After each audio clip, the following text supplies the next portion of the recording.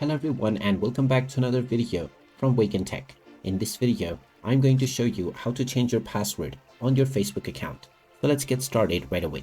First of all, open up the Facebook application on your device and log into your account if you haven't done so already, using your email address and your password. Once you are logged in and taken into the home page, click on the account icon at the top right corner, and now from the account page, tap on the gear icon at the top right once again. Now from this page, within the account center, just click on See More in Account Center. Now from here, click on Password and Security, and now click on Change Password. You will be asked to choose your Facebook or your Meta account. Click on Facebook, and you will first be asked to enter your current password first. After typing in your current password within the first box, you can enter your desired new password within the New Password section. Then type in your new password once again within the Retype New Password box, and then click on the Change Password button. Once you click on Change Password, your account password will be changed, and you might be asked to enter your password to log into your account once again.